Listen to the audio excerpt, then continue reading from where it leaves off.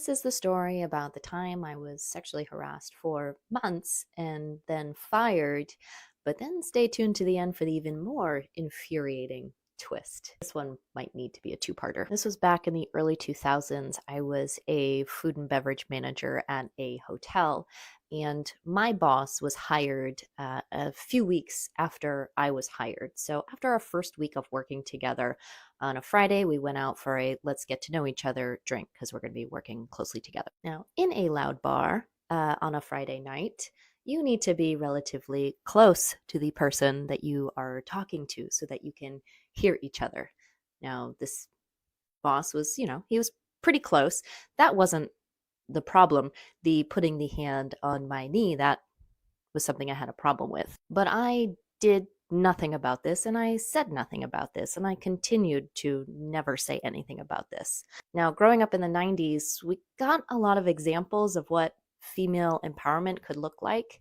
And a lot of those examples were when you're faced with things like this, at least the message I got was it's best to ignore and pretend as though these things don't bother you. Because if you acted like these things bothered you, then that was a sign of weakness and not being part of the team. So then there were months of inappropriate comments, very inappropriate comments, and occasional inappropriate touching, like that example.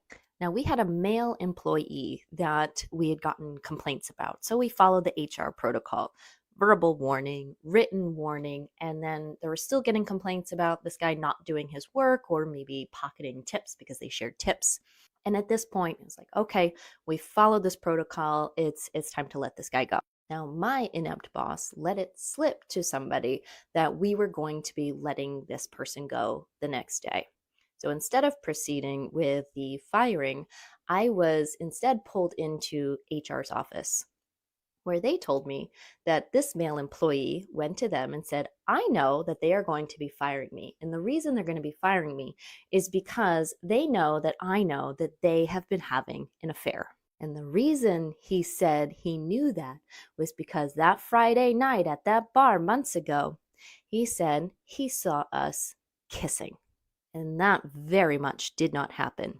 He saw us talking close together, and he probably saw my boss put his hand on my knee and jump to a conclusion. This gets juicier, so we're going to have to go to a part two.